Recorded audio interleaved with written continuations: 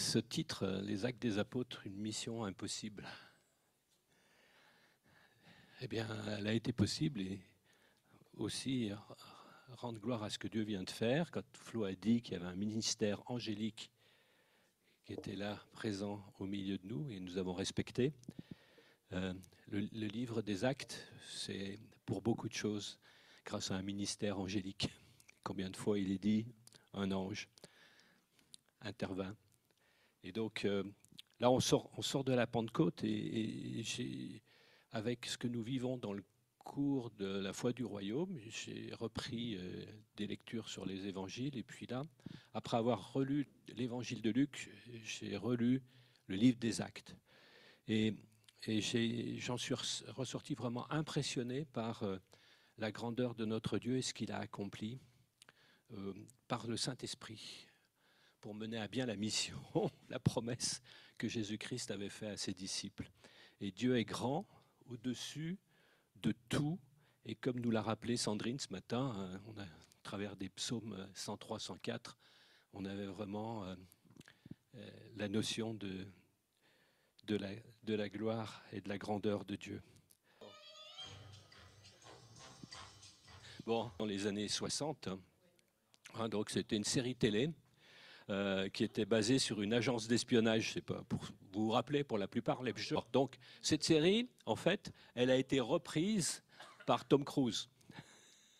Et Tom Cruise a repris le même générique dans, il a fait combien, 8 films, je crois.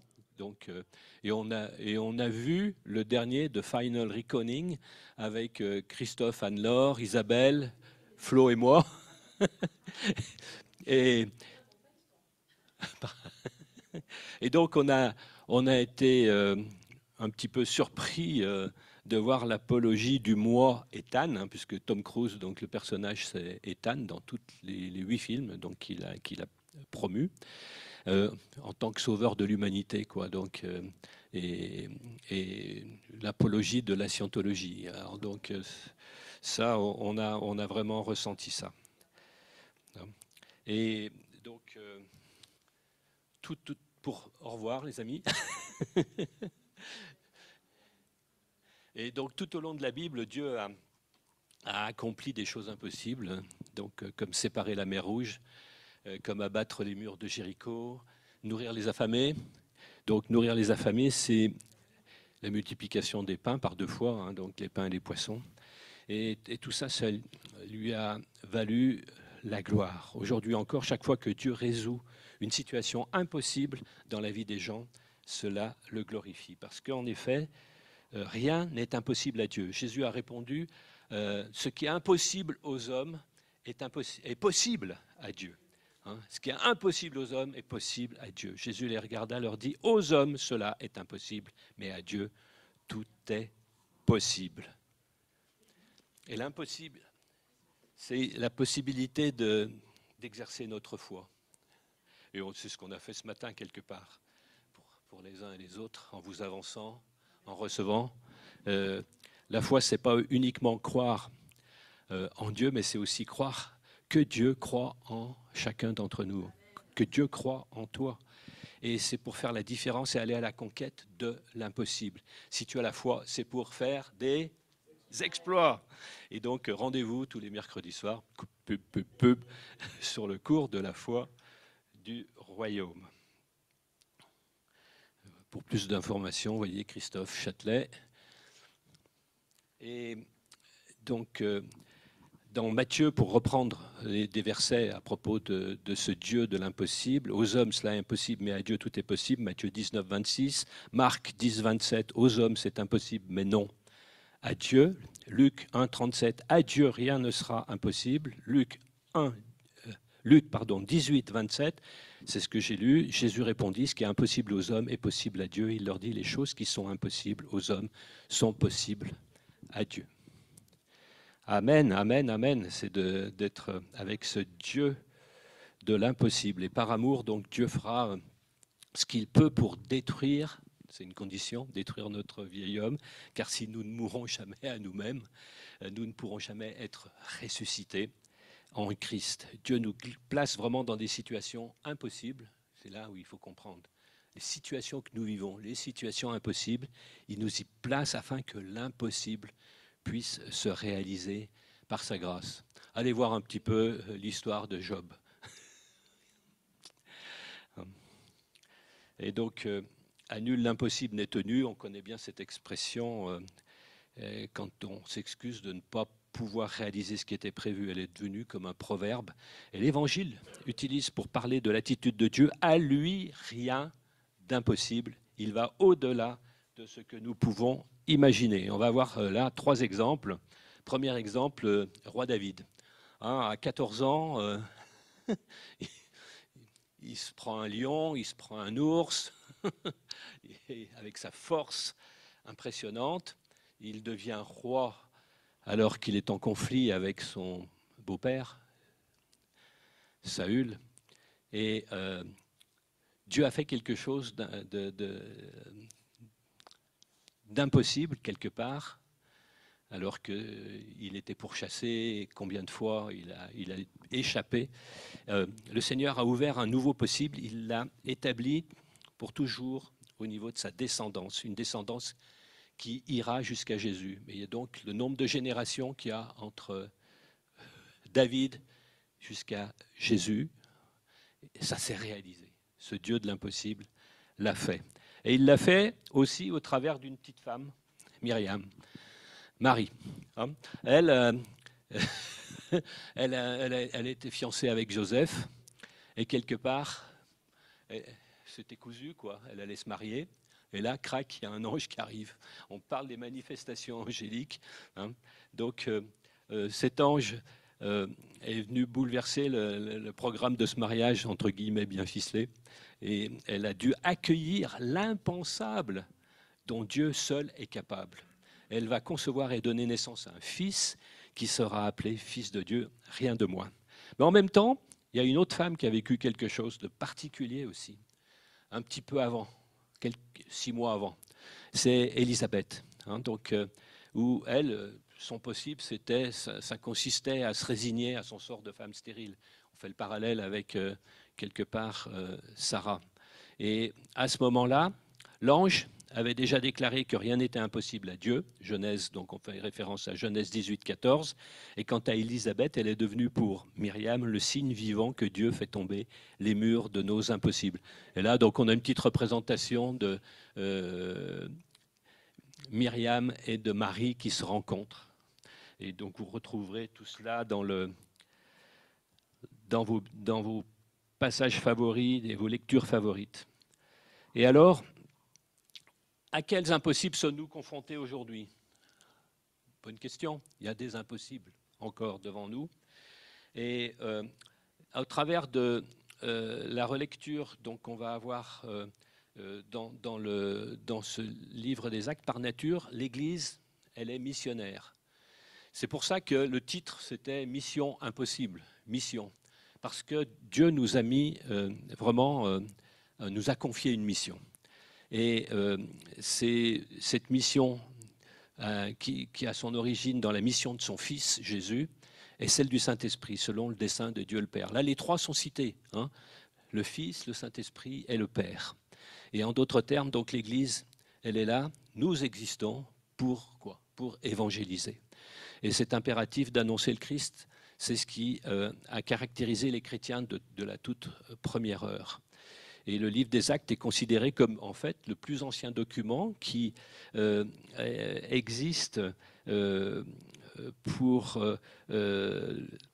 rapporter tous les débuts du mouvement de Jésus. Ils appelaient ça à l'époque, Jesus Movement, c'est pour les Américains, la croissance de la communauté chrétienne primitive et puis la propagation du message chrétien.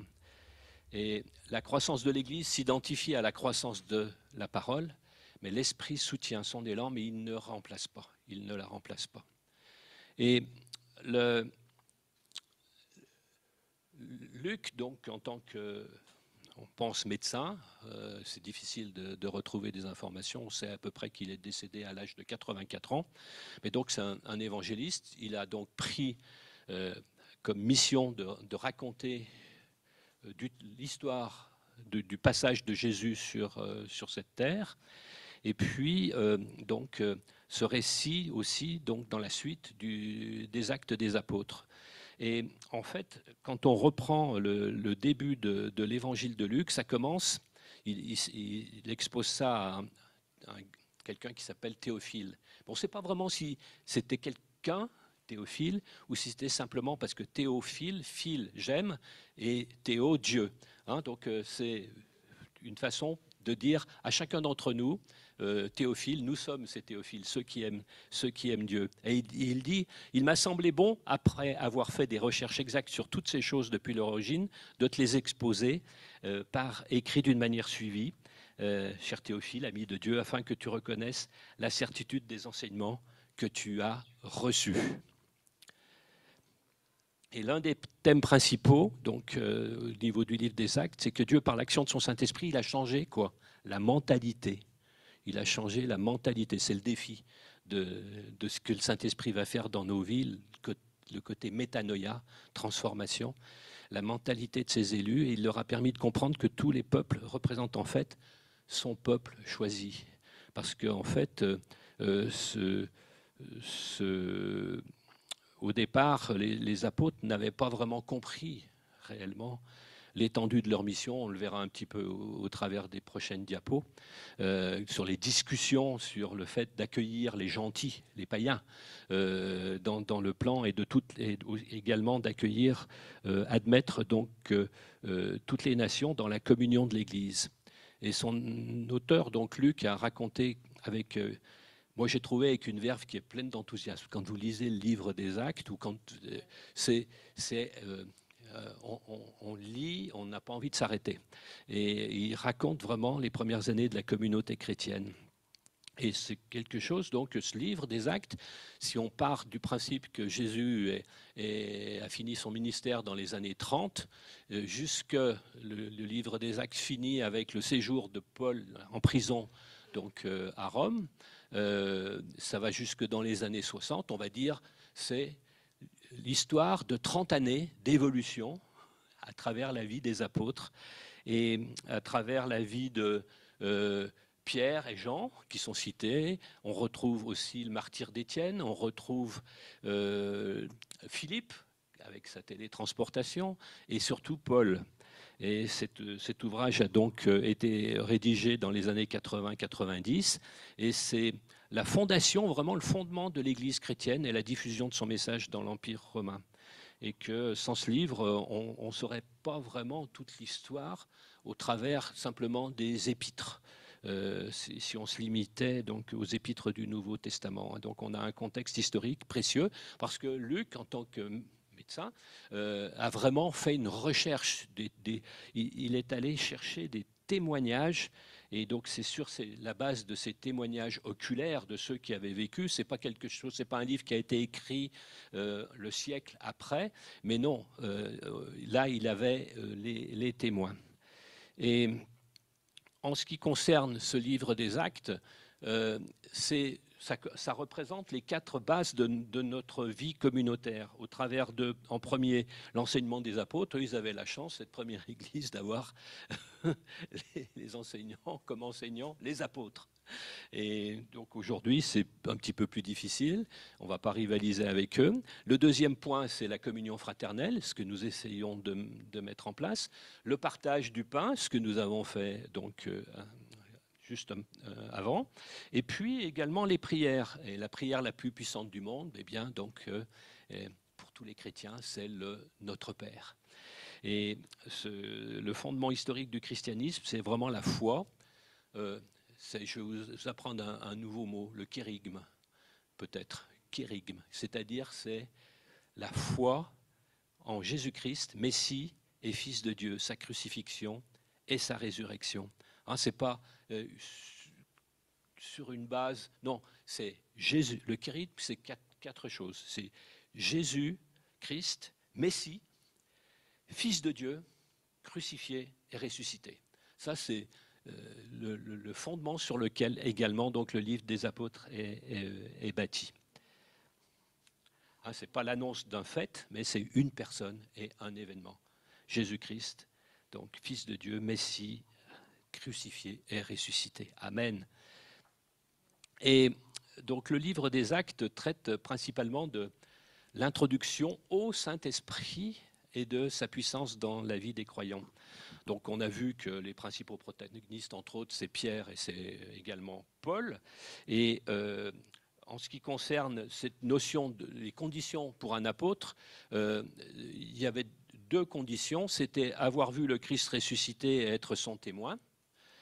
Et quelque part, Paul, bien que n'ayant pas été présent avec Jésus, l'a rencontré, l'a vu, a eu ce contact, il a vu le Christ ressuscité quand il est tombé de son cheval quelque part. Et donc, et également le point, c'est avoir reçu du Seigneur la mission de répandre l'Évangile avec les dons spirituels et la puissance afférente à cette mission.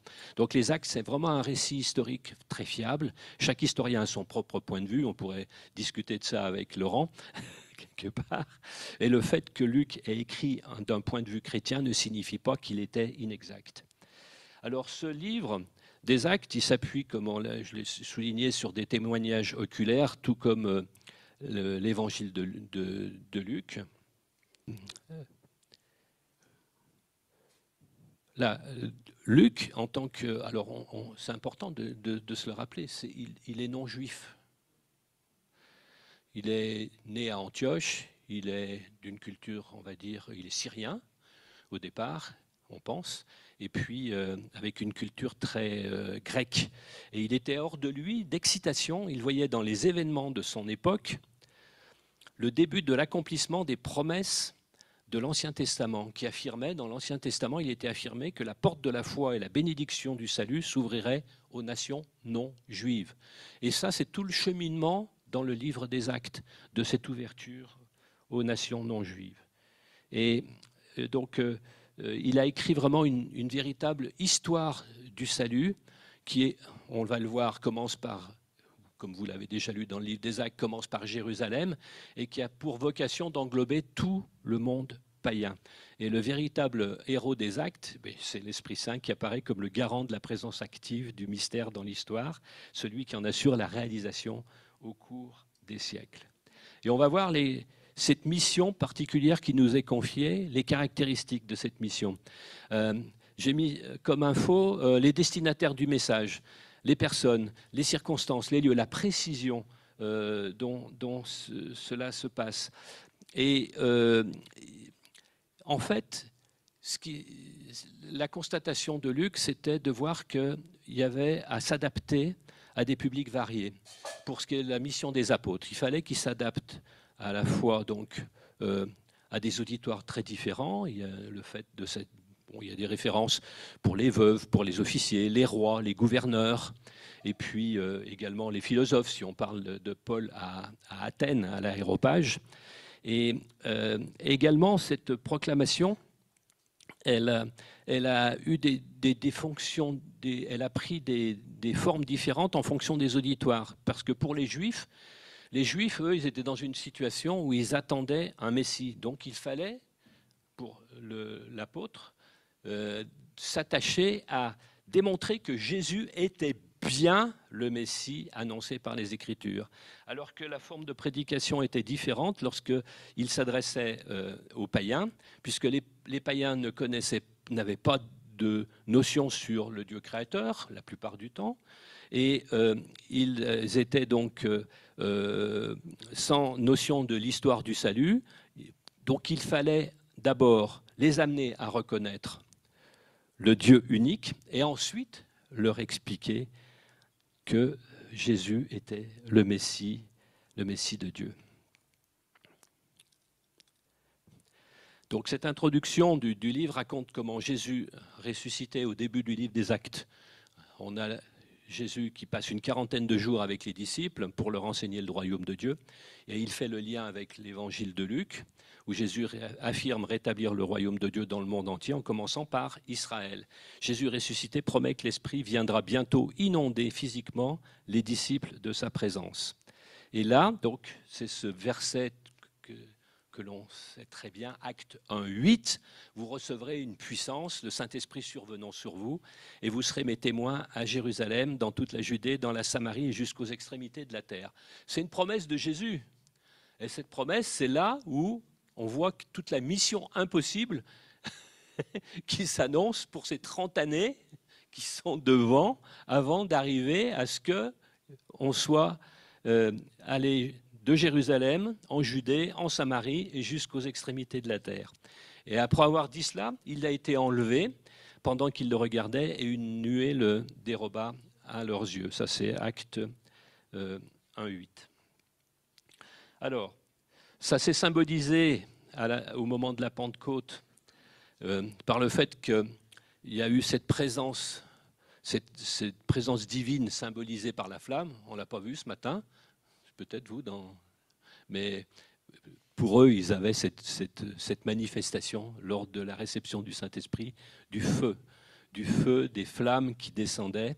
Et donc, Luc a fait un partage particulier, du moins, il a parlé de ce mélange multiethnique et du caractère international des personnes présentes à la Pentecôte qui ont répondu au message de Pierre, puisque Pierre, lui, à l'origine pêcheur, sans beaucoup d'éducation, contrairement à d'autres des disciples qui avaient une éducation, qui allaient faire les yeshivas, etc. Il y en a d'autres qui étaient architectes, etc. Donc il y a Pierre, pour lui, donc c'était quelque chose de très particulier.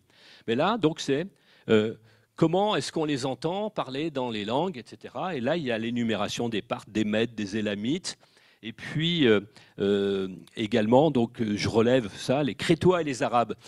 Pour ceux qui ont suivi Yuval lors de son petit message pour la Pentecôte, il a parlé des Arabes, parce qu'il y avait des Arabes qui faisaient partie de ces Juifs qui étaient dispersés dans le monde entier et qui étaient à Jérusalem. Donc, certains les entendaient parler aussi en arabe. Et ils étaient dans l'étonnement et ils ne savaient vraiment que penser.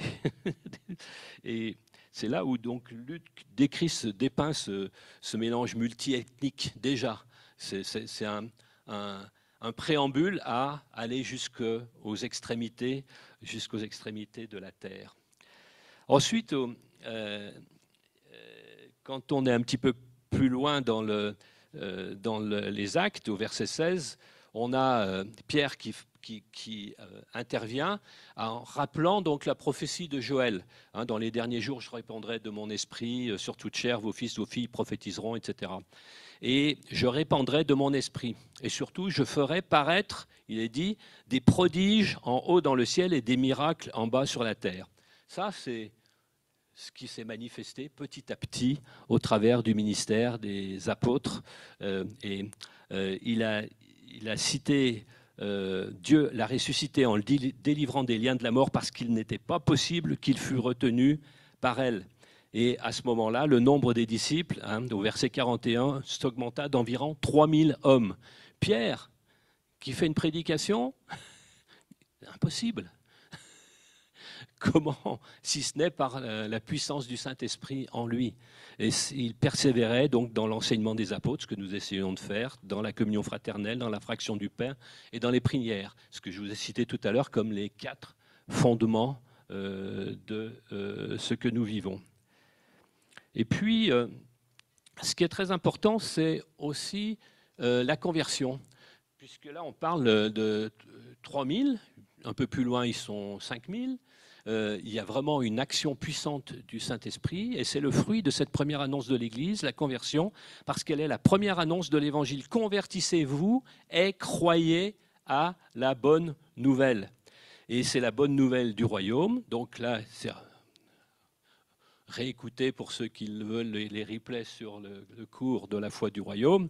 Le royaume de Dieu n'est pas une chose, une structure sociale ou politique ou une utopie. Le royaume de Dieu, c'est Dieu, le Dieu qui est présent et qui agit dans le monde. Ce n'est pas une chose lointaine, le grand architecte, un petit peu ça c'est le langage de Tom Cruise et de la scientologie quelque part. Donc non, au contraire, Dieu est la réalité la plus présente et décisive dans chaque acte de vie, à chaque moment de l'histoire.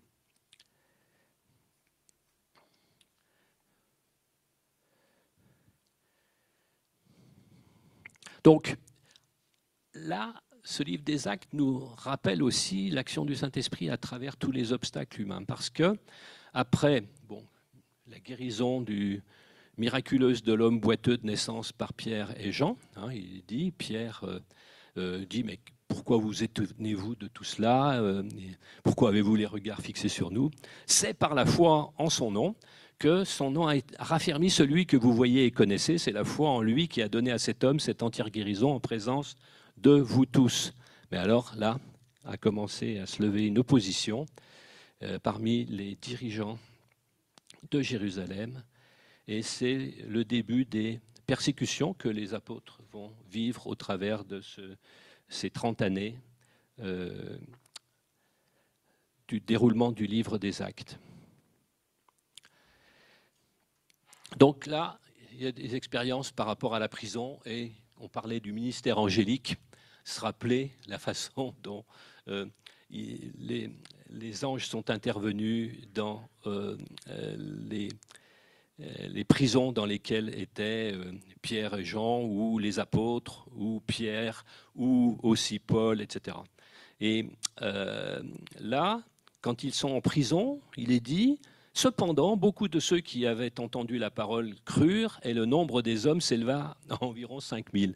C'est extraordinaire, c'est l'inverse.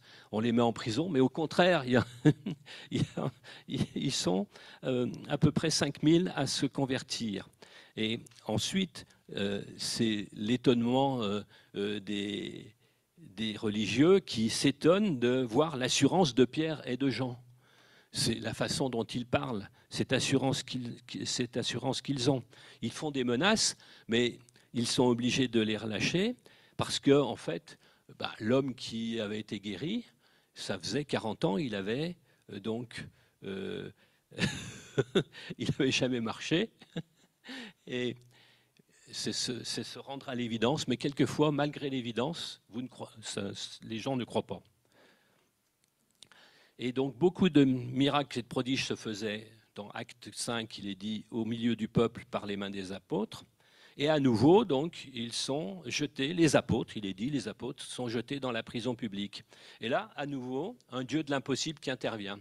Dans la première situation, ils les ont relâchés après les avoir menacés.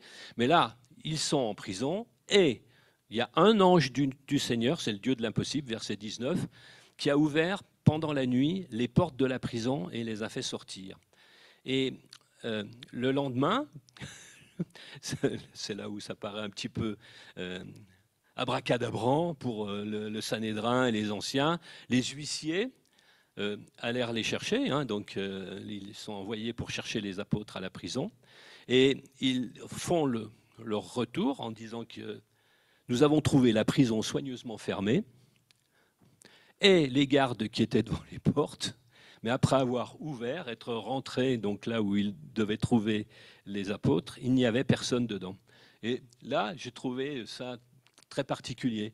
L'ange, il ouvre, mais il ferme aussi, puisqu'ils sont revenus et les portes étaient fermées. J'ai trouvé ça plein d'humour au milieu des situations. On pourrait en rigoler, quoi. Voilà. Les portes soigneusement fermées, et nous n'avons trouvé personne dedans. Et à nouveau, des oppositions se mettent en place. Donc quand il les reconvoque, Pierre et les apôtres répondent « Il faut obéir à Dieu plutôt qu'aux hommes ». Ça, c'est la phrase clé pour eux. Et ils sont furieux de les entendre, ils veulent les faire mourir. Et il y a un pharisien qui s'appelle Gamaliel. Et Gamaliel, c'est quelqu'un qui va être cité par Luc dans Acte 22, je crois, comme étant celui auprès duquel Paul a assisté, a été enseigné. Et cet homme plein de sagesse, il a dit, écoutez, je pense que si ça vient de Dieu, vous ne pourrez pas détruire ce qui se passe. vous ne pourrez pas. Et c'est là où c'est vraiment manifesté en tant que le Dieu de l'impossible. Et chaque jour, eh bien, après cela, ils sont joyeux, et les apôtres, ils se retirent, ils se disent, bon, on a été jugés dignes de subir des outrages pour le nom de Jésus, et ils ne cessaient d'enseigner, d'annoncer la bonne nouvelle de Jésus-Christ. Ensuite, un petit épisode, c'est, bon, puisqu'on est à Saint-Étienne, la persécution, la lapidation d'Étienne. Je ne vais pas insister là-dessus, mais c'est juste pour se rappeler que Étienne, lui, il a vu les cieux ouverts. On parle de la gloire. Il a vraiment vu le Fils de l'homme debout à la droite de Dieu avant de mourir, lapidé. Et il est dit, les témoins déposèrent leurs vêtements aux pieds d'un jeune homme nommé Saul. Donc Saul était là, il approuvait, il faisait partie de ceux qui emprisonnaient les chrétiens pour les persécuter. Et il avait approuvé le meurtre d'Étienne, et une grande persécution contre l'église de Jérusalem a démarré. Et tous, excepté les apôtres, se dispersèrent dans les contrées. Et c'est là où c'est important de se dire, qu'est-ce qui se passe? Ils sont où? En Judée et en Samarie. C'est-à-dire que de Jérusalem, il y a une première étape, la Judée, et une deuxième étape, la Judée, une troisième étape, la Samarie, avant d'aller aux extrémités de la terre. Et une autre mission, et là j'ai une petite bande dessinée, mais bon, c'est pas très lisible, mais c'est pour se rappeler la mission de Philippe. C'est Acte 8, verset 26 et suivant, où c'est le baptême de l'eunuque éthiopien par Philippe. Donc on voit l'ange du Seigneur qui s'adresse à Philippe sur la première diapo, et il lui dit, va sur la route qui descend de Jérusalem à Gaza. Qu'est-ce que fait Philippe? Philippe, il obéit, il se lève et il part. Il est très discipliné. Et un Éthiopien, à ce moment-là, donc un eunuque est dans un char, et ministre de la reine des Éthiopiens, il est en train de rentrer après avoir être allé adorer au temple. Et Philippe lui demande, qu'est-ce que tu lis? Parce qu'il entend dire que sur son char, il lit le prophète Ésaïe. Et il lui répond, mais comment pourrais-je comprendre ce que je lis si personne ne me guide? Et là, Philippe a une opportunité de monter et de s'asseoir avec lui. Et cette discussion, il lui ouvre les yeux sur les Écritures. Il dit à un moment donné, voici de l'eau, qu'est-ce qui m'empêche que je sois baptisé? Philippe lui dit, si tu crois de tout ton cœur, tu peux. Et Philippe le baptise. Et pendant qu'il remonte de l'eau, l'Esprit, et là c'est Air Philippe, la nouvelle compagnie aérienne qui intervient, qui emmène Philippe au regard de l'eunuque, et il se retrouve donc à Césarée. Et ça m'a fait penser, c'est Flo qui me l'a rappelé, elle m'a rappelé ce qui s'est passé avec notre guide Cenk en Turquie, le premier voyage qu'on a fait donc en 2007. On était à Éphèse pour le 777. Et quand on était à Éphèse dans la basilique Saint-Jean, il y a un baptistère comme celui-là. Et il nous a vus, l'abri, alors que Cenk, lui, donc il est turc. Sur sa carte d'identité, c'est marqué musulman. Les Turcs, c'est comme ça. Et donc, Cenk, c'était le premier contact qu'on avait avec lui. Surnaturellement, j'avais cherché un guide pour aller en Turquie, pour nous accompagner, qui parle français. J'étais tombé sur une petite agence qui s'appelait Tuktutur et qui faisait des lectures. Ils organisaient pour les Américains des lectures de l'Évangile à Éphèse régulièrement. Donc j'étais confiant de me dire, cet homme-là, il vit dans un pays musulman, mais il est ouvert à l'Évangile. Et c'est comme ça que nous sommes rentrés en contact la première fois. Moi, j'étais sur un télésiège avec Mathieu à la Grande Motte. Le téléphone sonne et c'était le premier contact que nous avions avant de partir pour le mois de juillet avec lui.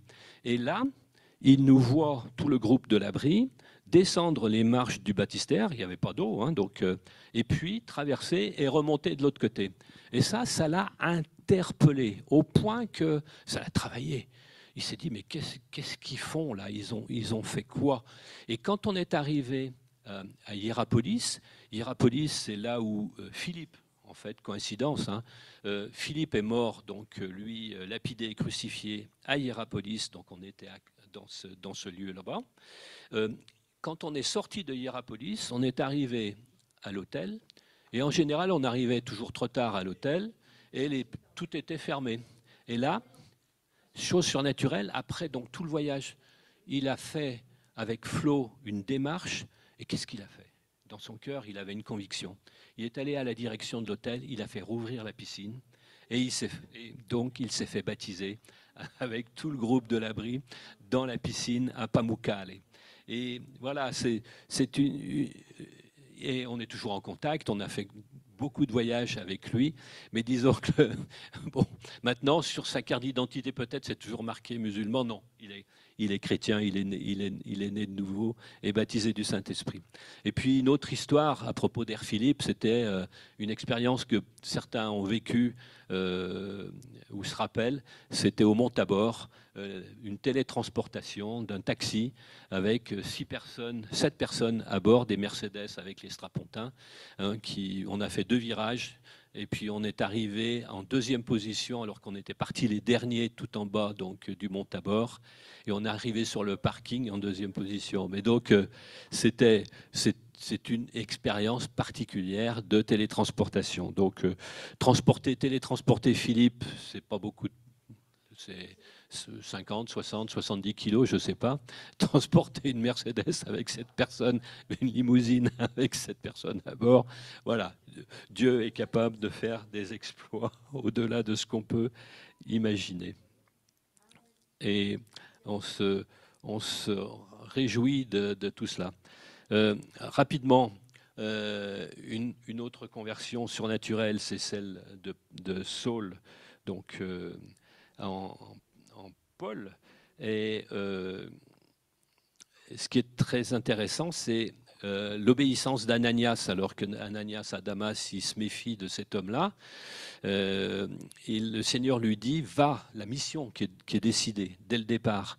Cet homme est un instrument que j'ai choisi pour porter mon nom devant les nations, devant les rois et devant les fils d'Israël, et je lui montrerai tout ce qu'il doit souffrir pour mon nom.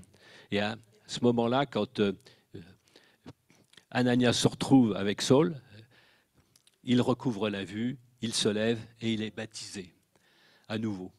C'est partie des miracles de Dieu dans sa façon de faire. C'est donc de les amener au baptême et une transformation radicale.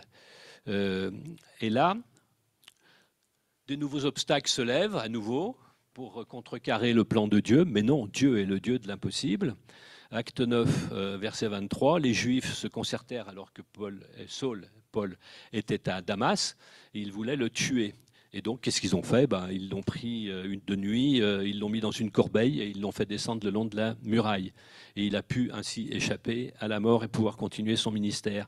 De la même façon, à Jérusalem, il était à Jérusalem, il discutait avec les hellénistes, et ceux-ci cherchaient à lui ôter la vie. Et là, les frères l'ayant su, ça c'est l'amour des frères. Donc ils l'emmenèrent à Césarée et ils le firent partir pour Tarse. Alors, est-ce qu'il y a des accalmies? Il est dit, l'Église était, verset 31, l'Église était en paix dans toute la Judée. Il y a peut-être des accalmies, il peut y avoir des accalmies dans nos vies, dans la vie que nous traversons aussi. Attention à la fausse paix, soyons toujours vigilants dans les derniers temps. Quand on criera paix, paix, paix, soyons vigilants par rapport à ces accalmies. Et en revenant à Pierre, lui, il a une action particulière avec Énée le paralytique, qui est guéri. La Tabitha, qui est ressuscitée, alors que cette femme donc, était décédée. Et donc à Jaffa, donc tous connurent cela, et beaucoup crurent au Seigneur.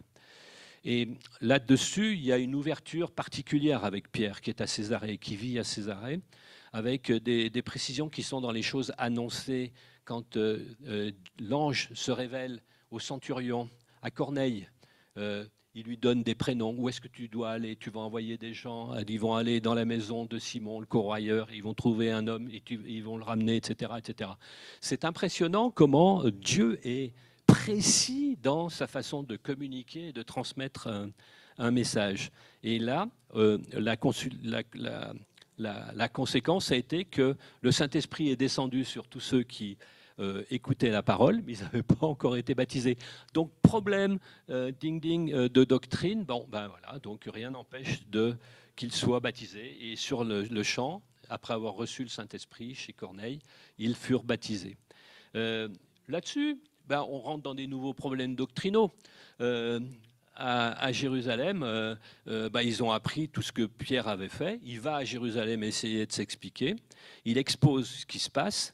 Et quand ils entendent ce qu'ils partagent, ils se calment, ils glorifient Dieu en disant « Dieu a donc accordé la repentance aussi aux païens. Merci Seigneur. Nous sommes à ce bénéfice afin qu'ils aient la vie. » Donc ça, c'est une façon très particulière de réaliser la promesse que Jésus avait faite aux apôtres, que ça serait jusqu'aux extrémités de la terre et que ça serait aussi donc toutes les nations qui pourraient être intégrées.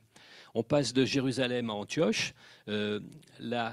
Antioche, c'est pour la première fois que les disciples sont appelés chrétiens.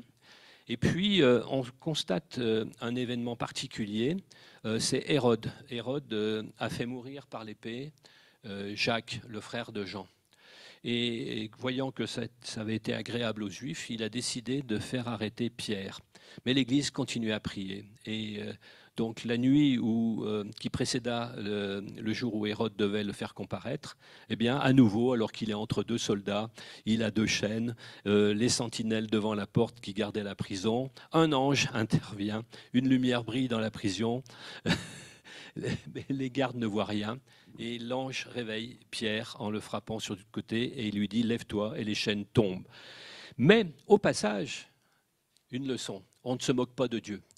On ne se moque pas de Dieu avec le fait que Hérode, qui lui donc avait fait tuer le frère de Jean, Jacques, il s'était revêtu de ses habits royaux, il s'était assis sur son trône et il avait harangué le peuple publiquement. Et le peuple s'écria « Voix d'un Dieu et non d'un homme ». Et au même instant, donc c'est là les anges peuvent agir aussi de la part de Dieu, un ange du Seigneur le frappa parce qu'il n'avait pas donné gloire à Dieu et il expira rongé des vers. Donc important, on ne se moque pas de Dieu. Et la parole continuait à grandir, le nombre des disciples avançait.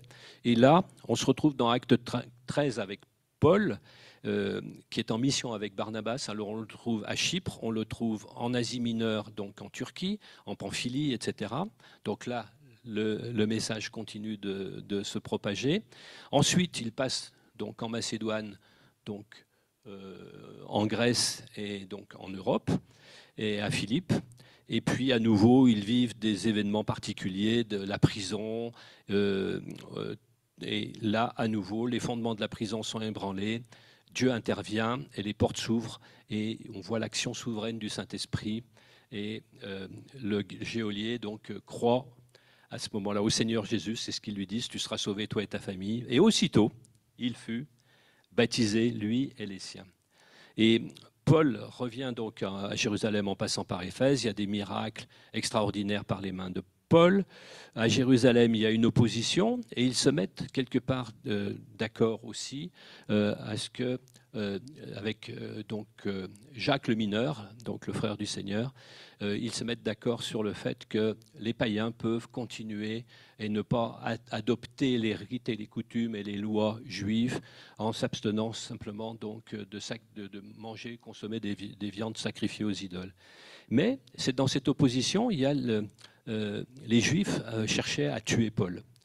Et il est sauvé d'une façon particulière. Dieu utilisait en fait, dès le départ, la citoyenneté romaine de Paul pour l'amener à témoigner devant le gouverneur Félix, devant Festus, devant le roi Agrippa, sa femme, puis jusqu'à Rome, devant l'empereur. Et là, on passe sur le départ, la tempête au large de l'île de la Crète, entre la Crète et l'Italie. La vipère sur l'île de Malte, encore une façon où il aurait pu être attenté à sa vie. Et Paul fait une déclaration. Il dit « Un ange du Dieu à qui j'appartiens et que je sers m'est apparu cette nuit et m'a dit « Paul, ne crains point, il faut que tu comparaisses devant César et voici, Dieu t'a donné tous ceux qui naviguent avec toi. » C'est un message extraordinaire pour tout. Ils étaient plus d'une centaine, je ne sais plus, sur 200, je ne me souviens plus, sur ce bateau, c'était impressionnant. Il y avait des prisonniers, etc. Et là, c'est un témoignage extraordinaire de la part de Paul en disant « Un ange du Dieu à qui j'appartiens » a dit qu'en fait, on serait tous sauvés. Là, c'est la fin après donc, de Paul, qui se retrouve donc pendant 2 années dans une maison qu'il avait louée. Il recevait donc ceux qui venaient le voir. Paul, comme Pierre, ont fini dans les années 60, martyrisés à Rome. Pierre crucifié la tête en bas dans le cirque du Vatican, et puis Paul décapité sur la route qui mène à Ostie. En conclusion, en fin de compte, qu'est-ce que veut nous dire le livre des Actes des Apôtres? Apparemment, il y a un message qui est clair, c'est qu'il y a le salut de Dieu est pour tous. Et l'Église a donc reçu une responsabilité aussi c'est valable pour toute l'humanité, que cette dernière reconnaisse Dieu, ce Dieu qui, pour toute chair, s'est fait homme en Jésus-Christ, a souffert, a été crucifié et est ressuscité. Et que nous ne devons jamais nous contenter de l'assemblée de ceux qu'on a réussi à atteindre à un certain moment.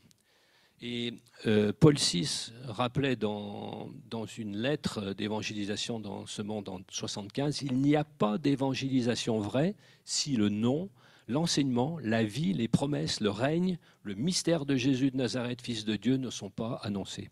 Ça, c'est intéressant de se rappeler de la façon dont Paul VI voyait l'évangélisation et nous interpellait à ce sujet-là.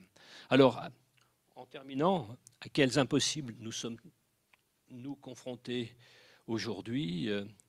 Il y a des situations, chacun a des situations qui peuvent être inextricables, difficiles à surmonter, où on n'a pas de moyens matériels pour y arriver, ou des forces, des ressources spirituelles. Et en fait, je pense que on doit se rappeler notre identité en Christ avant toute chose. Faire confiance à Dieu. C'est ça le message de ce livre des Actes des Apôtres, nous rappeler que nous devons déclarer la parole de Dieu dans la situation d'adversité, prier et demander l'aide du Seigneur.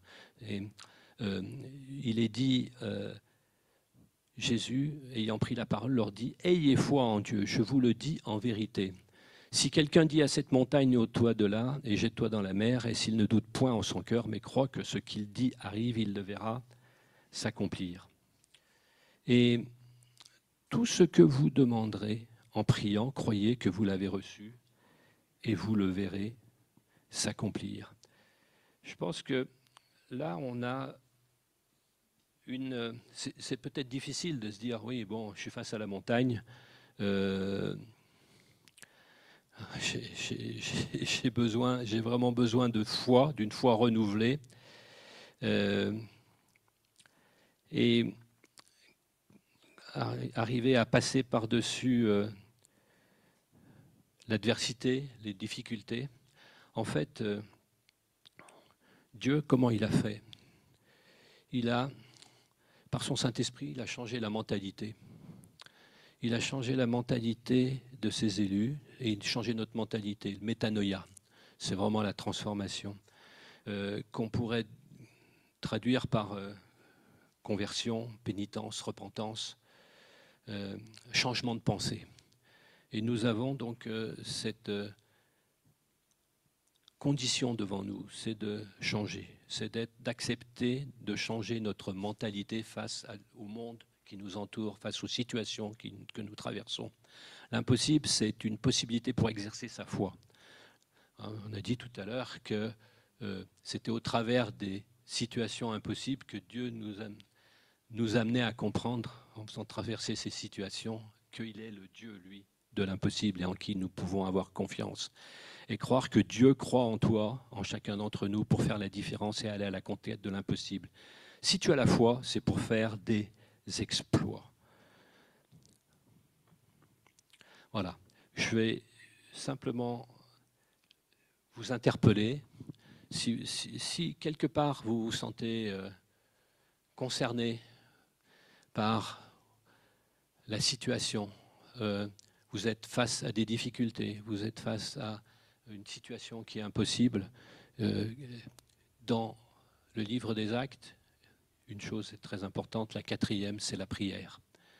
Donc, si vous êtes dans une situation comme cela, moi, je vous invite à vous lever et puis à venir et on va prier. Je pense que Florence pourra prier avec les uns, avec les autres aussi. Christophe et Anne-Laure ou Sandrine, qui vous occupez du cours sur la foi du royaume, qui avait vraiment acquis une grande expérience de foi, de venir. Et donc voilà, je vous invite, si vous vous sentez interpellé avec des situations qui sont difficiles, on va prendre un temps de prière, un temps de ministère maintenant. Une confirmation de ce que Dieu fait. Ce matin, dans sa parole pour aujourd'hui, c'était une référence par rapport à Job, où Job, au dernier chapitre 42, il dit « Je reconnais que tout est possible pour toi et que rien ne peut s'opposer à tes projets. » Ça, c'est la capitulation de Job, quelque part, en disant « Je reconnais que tout est possible pour toi et que rien ne peut s'opposer à tes projets. » Et il était dit aussi, lorsqu'on se fait du souci, ça revient à dire à Dieu, je peux me débrouiller tout seul, au lieu de dire à Dieu, je te fais confiance, car ma vie est cachée en toi. Et 1 Pierre 5 nous parle du défi d'être confronté à la fois à être soumis, ce que nous avons vu dans l'obéissance de Philippe, quand l'Esprit lui a dit, tu vas sur la route de Gaza, et puis l'humilité, en se soumettant tous les uns aux autres, en se revêtant d'humilité, c'est Pierre, car Dieu s'oppose aux orgueilleux, mais il fait grâce aux humbles. Et qu'une des preuves du manque de soumission et d'humilité, c'est l'impatience qui est manifestée envers Dieu lorsqu'il humilie les croyants. L'acceptation du fait qu'au moment choisi par lui, dans sa sagesse parfaite, il élèvera les croyants et soumis, il nous rétablira lui-même, nous affermira, nous fortifiera, nous rendra inébranlables, nous permettant d'accéder à la paix, ce que nous avons vécu tout à l'heure quand il y a eu un temps de ministère. Que la paix soit avec chacun d'entre nous tous qui sommes en Christ.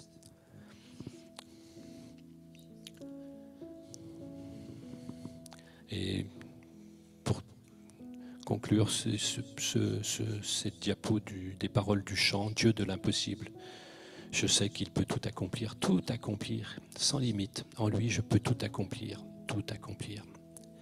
Et à toi, Seigneur, soit l'honneur, la puissance, la force, la louange, la gloire à jamais. Amen.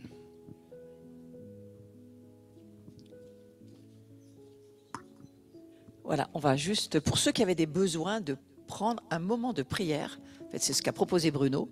Donc, s'il y a quelque chose qui, dans votre cœur, est là, et vous voulez le mettre dans la prière, je vais demander à Anne-Laure, Christophe, Sandrine, je crois que c'est toi qui a été... Vous êtes 3 là, je pense avec Bruno 4, de vous mettre sur le côté, et ceux qui voulaient aller prier, parce que c'est ce que Dieu propose. Là, c'est pas que on prie pour vous, mais c'est que vous alliez prier pour que ce qui vous paraît impossible, vous puissiez le mettre dans la prière. Donc, je vous propose de rejoindre là-bas. Allez-y, hein, allez de l'autre côté là-bas. Et je trouve que c'est une bonne idée aussi, une bonne façon de faire, de mettre aussi au travail ceux qui ont travaillé sur la foi et qui sont en train d'être transformés dans la foi, bien profiter de ce cours de la foi sur lequel ils sont en ce moment et qui peut rejoindre votre besoin de prière. Donc voilà, c'est la proposition, allez-y. S'il y a une situation que vous voulez donner au Seigneur, s'il y a un besoin de prier, c'est maintenant. Peut-être pour une situation, peut-être pour quelqu'un, peut-être pour vous, peut-être pour quelque chose que vous portez tout seul, il faut le porter à plusieurs. C'est d'aller amener sa prière à ceux qui ont besoin. Oui, mais allez-y, on va prendre ce temps Et pour ceux qui êtes sur le Zoom, je pense que vous pourriez écrire dans le chat votre besoin et le prier avec nous. Hein, c'est-à-dire, mettez-le dans la prière avec nous. Voilà. Mais on te remercie, Seigneur, pour ce temps de pouvoir confier nos vies. Est-ce qu'il y a encore des personnes qui veulent la prière? Parce qu'on peut, à ce moment-là, on peut aussi faire quelque chose dans la salle. Vous pouvez vous mettre ensemble, ce qui est à côté, et prenez un sujet de prière qui est sur votre cœur et priez-le. Parce que je crois que c'est le temps vraiment de la prière. Là, pendant un petit moment, c'est ce qu'on va faire. Voilà, Bruno, tu vas pouvoir prier avec, voilà, c'est ça, Roger, Josette. Bon, on veut prendre ce tout petit temps pour pouvoir prier, pour déposer ce qui nous semble impossible, mais on sait que c'est possible avec Dieu. Et il faut le prier, il faut le mettre dans la prière, c'est important. Donc voilà, c'est ce temps que nous laissons un petit moment ensemble. Et moi, je te remercie, Seigneur, de ce que dans notre vie, il y a encore des choses qui nous attendent. J'étais en train de repenser que tous les voyages que nous avons faits de 2006 à 2015, quand on a parcouru toutes les routes et qu'on a pris des chemins que nous ne connaissions pas, nous nous préparions pour des choses, mais nous ne savions pas où est-ce que nous allons vraiment atterrir à ce moment-là. Et j'ai repensé à chaque fois combien la gloire de Dieu était là, combien le Seigneur a ouvert des choses, a permis des choses, nous a fait vivre ce que ce matin, Bruno essaye de développer et de dire, nous avons nous aussi eu nos actes en tant qu'apôtres. Et autant c'est vrai qu'on peut lire les actes en disant Dieu c'est merveilleux tout ce qu'il a fait. Moi ok, ça c'est bien, c'est quelque chose que j'entends et que je vois, que je reçois et que je vois moi-même. Mais il n'y a pas que ça pour moi les actes, c'est les hommes de Dieu qui ont accepté de faire ce que Dieu leur dit. C'est pour ça que ça s'appelle les actes des apôtres. Hein, ça s'appelle pas les actes de Dieu, mais ça s'appelle les actes des apôtres. Parce que ce que ces hommes, ces femmes ont accepté de faire, pour moi, c'est un exemple, un modèle de vie. Et bien sûr, vous l'avez entendu par Bruno, c'est contesté. Hein, le diable, pas trop d'accord avec ça. Il faut passer au travers de la guerre spirituelle. Mais regardez la gloire aujourd'hui. Toutes les nations qui ont été rejointes par quelques hommes et quelques femmes qui ont juste obéi au Seigneur. Donc je prie que ça continue, Seigneur, dans le monde entier, qu'il puisse y avoir des ouvriers pour cette moisson, des actes d'hommes et de femmes, de foi, qui vont accepter de t'obéir, de t'écouter. Alors maintenant, ceux qui êtes là, dans la salle, je vous demande de venir vers moi, et moi je veux prier pour vous d'une manière, sauf si vous êtes en prière, restez en prière. Ceux qui ne priez pas qu'être seuls, venez rejoignez-moi, parce qu'on va prier ensemble pour quelques petites choses particulières. Je veux prier aussi avec ceux qui sont sur Zoom. Et si vous priez, hein, ne vous déplacez pas. Mais si vous êtes seul et que vous ne priez pas, rejoignez-moi, d'accord? Ça s'adresse aussi, vous qui êtes au fond, vous pouvez venir, hein, bien sûr. Seigneur, je te remercie de ce que on va se mettre en accord ensemble, puisque c'est ce que aussi on a déclaré au début de cette célébration, que tu fasses au travers de nous des actes magnifiques, des actes surnaturels, des actes impossibles pour nous, mais possibles pour toi. Et on veut t'offrir nos bras, t'offrir nos corps, t'offrir nos vies, pour que, Seigneur, tu nous utilises. Voilà, que tu prennes nos vies en main, comme on te l'a donné tout à l'heure. On t'a dit, voilà, on t'offre nos vies et vas-y, on s'abandonne à toi. Et bien que vraiment, ce matin, nous qui sommes là, tu fasses de nous des porteurs de ta gloire, des porteurs de choses impossibles aux hommes, mais avec toi, on va te voir le faire au travers de nous. On va voir nos mains faire des choses que nos mains n'ont jamais faites. Et en ton nom, Jésus, moi, je veux bénir nos mains, bénir les mains de ceux qui sont là, bénir l'onction que tu mets dans nos mains, ouais, au nom de Jésus, qui est une onction particulière, ouais, parce que c'est une affaire de foi, que tes mains soient des mains particulières qui vont faire des choses possibles pour Dieu. Impossible pour les hommes, possible pour Dieu. Guérir les malades, c'est impossible pour les hommes, mais c'est possible pour Dieu. Et que ce ne soit plus nos mains, mais tes mains, Seigneur. C'est ça que je te demande. De faire que nos cœurs deviennent ton cœur. cette nouvelle mentalité, cette métanoïa, que nous allons pouvoir croire des choses impossibles. Nous allons croire, notre cœur va pouvoir croire. Il y a une onction particulière que tu mets sur nous et que nos oreilles puissent entendre des choses impossibles à entendre. L'humain dirait non, mais on ne peut pas entendre ça. Mais nous, oui. Nous, parce que nous sommes des esprits, eh bien, nos oreilles, nos cœurs vont entendre des choses impossibles et on va les faire. Pas parce que nous, on n'a pas cette capacité, mais parce que toi, en nous, tu nous donnes la capacité. Tu nous dis, justement, je te demande de faire des choses. Tu peux pas les faire. Il faut que ce soit moi. Il faut que tu réalises que ce sont plus tes mains, ce sont mes mains. C'est plus ton corps, c'est mon corps. C'est plus tes pensées, c'est mes pensées. C'est plus tes yeux, c'est mes yeux qui voient. Et que nous puissions voir dans ce monde surnaturel, naturellement. La guérison, la délivrance, là où le monde autour de nous vit dans la haine, dans la peur, dans la terreur, Seigneur. Mais nous, non, on veut vivre dans cette paix.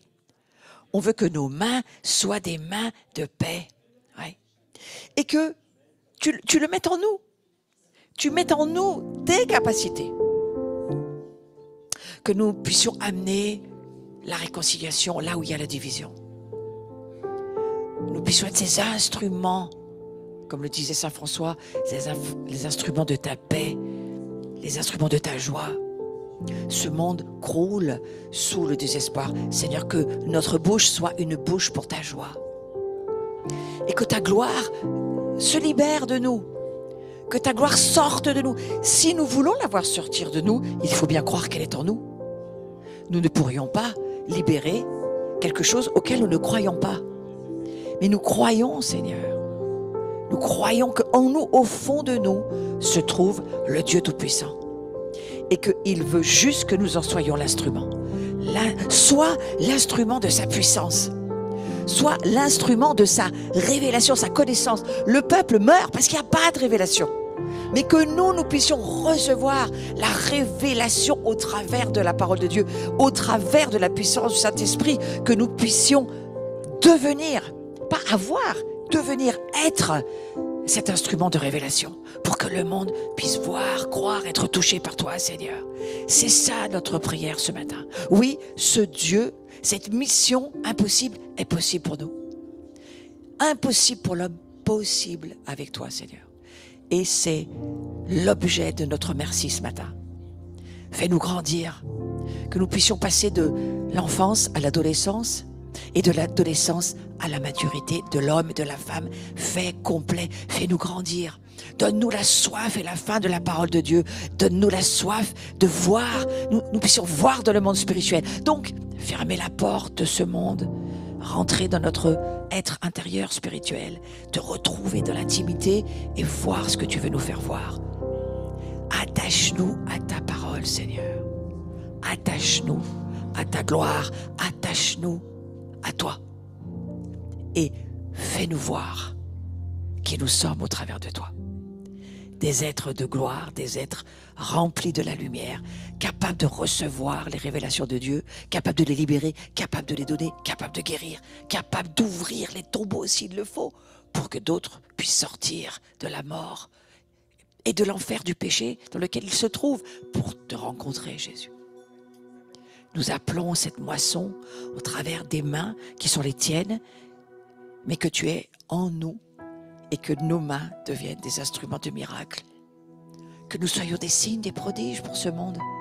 Nous puissions voir que tu as fait de nous des rois, des reines, bien qu'il n'y ait pas de genre dans le monde spirituel. Nous sommes quand même dans une incarnation humaine. Donc nous pouvons dire des rois et des reines. Mais dans la Bible, il est seulement question du roi, des rois, parce que nous sommes des rois dans le monde spirituel. Des seigneurs, nous le sommes dans le monde spirituel. Nous ne sommes pas rien, nous sommes toi en nous, nous sommes précieux. Et sans nous, rien ne peut se faire sur la terre. Alors fais de nous ces instruments de transformation, de régénération, de contact, que ce qui nous touche, touche ton ciel, touche ton royaume. Nous soyons des hommes et des femmes de connexion et qui se connectent à toi au travers de nous. Mets sur nous, en nous, ta puissance. Ce fleuve qui ne s'arrête jamais, qui ne tarit jamais, qui jamais ne s'arrête, d'amener la vie et la vie éternelle. C'est notre prière pour ce dimanche et nous te remercions, Seigneur, tous ensemble, que nous allons le pratiquer en ton nom. Au nom de Jésus, Amen. Amen. Waouh, super. C'est une belle prière, Seigneur, on veut la libérer et maintenant la pratiquer. Je souhaite à tous et à toutes dans cette salle un très très bon dimanche, une belle semaine.